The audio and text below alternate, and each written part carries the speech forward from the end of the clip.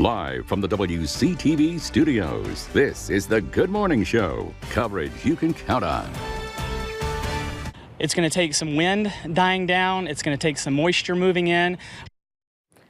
Some residents in St. George, Georgia, now choosing to evacuate their homes. This as the West Mims wildfire moves on to private property. Officials saying at the moment the evacuation is not mandatory. Good morning, everyone. Thanks for joining us. Firefighters and emergency crews have been battling the blaze all night. Beth also was there as residents learn about the evacuation order. Cars packed with people and their most precious belongings streamed out of St. George as the West Mims wildfire closed in on the town. The planes are flying right over our place. You can't. There's a lot of fire department and planes, and it's real smoky. It's bad.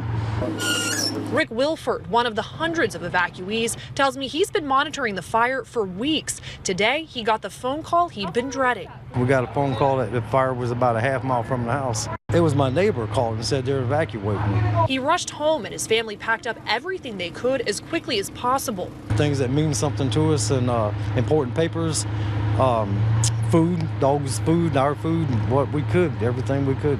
Everything else we just had to leave. Crews from surrounding states have been arriving all afternoon. Take a look. You can see officers blocking off parts of highways 94 and 121. They say once homeowners have evacuated, they won't be allowed back in until the fire is under control. This is by far the worst we've seen on this fire. Crews have been battling the fire with resources on the ground and in the air since April 6th, when a lightning strike sparked the flames. Fire officials say more than 138,000 acres have burned, 150 structures are threatened, and the weather is only making it worse. It's going to take some wind dying down. It's going to take some moisture moving in. Neighbors forced to evacuate are praying for relief and worrying what they'll find when they return. I just hope we have our place left, when we get back tomorrow. We've been following this fire for weeks now. We've been seeing some of the damage to the forest and all the smoke in the air, but it's unbelievable now that people are actually starting to needing to leave their homes.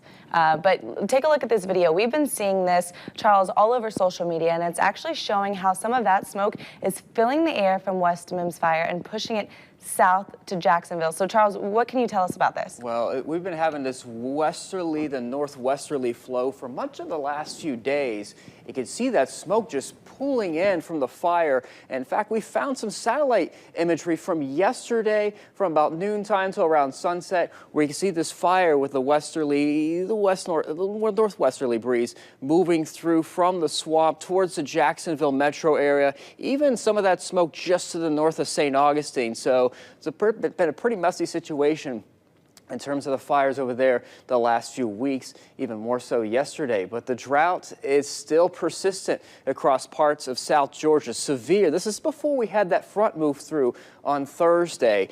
This was released before then. So a lot of the severe drought conditions, moderate once you get towards some parts of South Georgia, even just south of Jacksonville as well. So a very nasty situation in terms, we definitely need the rain. We did get some rain over the last few days, but it wasn't really enough for many locations. In fact, Jacksonville is about a 5.5-inch deficit year to date. This is as of yesterday. Looking across over in Valdosta, closest spot, about 2 inches below normal, not as bad, but our worst spot in our area still remains to be Apalachicola, where they're about 9 inches, almost 9 inches below normal year to date. And there are advisories in effect for outside of our viewing area, but parts around the fire. Dense smoke advisory until 10 a.m. For parts of northwest of the Jacksonville area.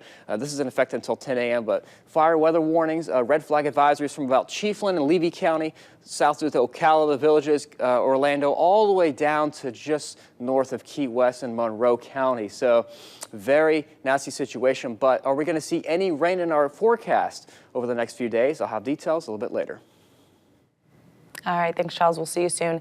The man accused of a Friday afternoon shooting in Franklin County is now behind bars. 25-year-old Austin O'Neill turning himself in on Saturday morning. He's accused of shooting 3 people in Apalachicola Friday after an altercation. Those 3 people shot at a residence on the 100 block of MLK Boulevard. They are in stable condition. O'Neill is facing 2 counts of attempted murder. No word yet if anyone else will be charged in the shooting.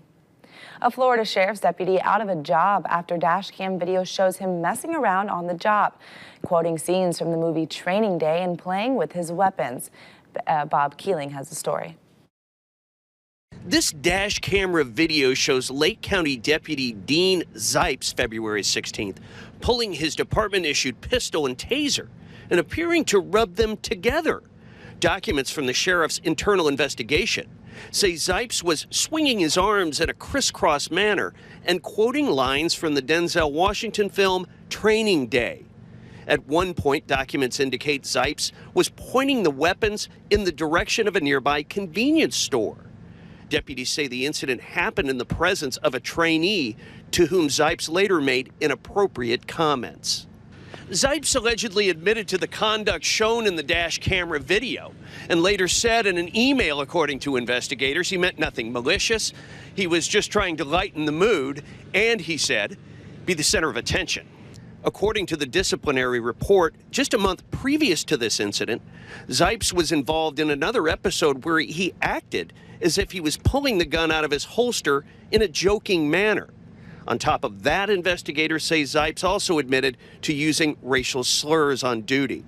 For all of those violations, conduct unbecoming an officer, harassment through the use of offensive racial comments, flagrant or repeated violations of office rules, and violation of the on-duty use of a firearm, Zipes was fired on April 21st. A new study suggesting Florida's drinking water ranks second in the nation for most violations of the Safe Drinking Water Act. In a 26-page report, the environmental nonprofit, the Natural Resources Defense Council, finds nearly 1 in 4 Americans drinking water comes from untested or contaminated systems. The biggest concern, the type of disinfectants used to treat the water. Several counties in Florida using chloramine, a mixture of chlorine and ammonia. Water concerns helping drive businesses for Culligan. We're getting busy. Hotter it gets, the more people want water. The nonprofit report finding there needs to be more funding to fix aging pipes for tap water. Water treatment plants need to be updated, providing better ways to disinfect the water, and there needs to be a better system to enforce violations. America's growing opioid crisis just got a little worse. Authorities in Georgia now warning officers about 2 new street drugs popping up across the state. They're so dangerous that even touching them can be deadly. Scott McLean has a story. Eventually, we want to be able to have it readily available to our citizens. In Carroll County, just outside Atlanta, Deputy Chief Bud Benefield is on a mission. He wants every first responder to carry Narcan, a nasal spray that reverses the effects of an opioid overdose. Sometimes they are revived in as little as 2 to 3 minutes. Sounds like a miracle drug. It does. It sounds like a miracle drug.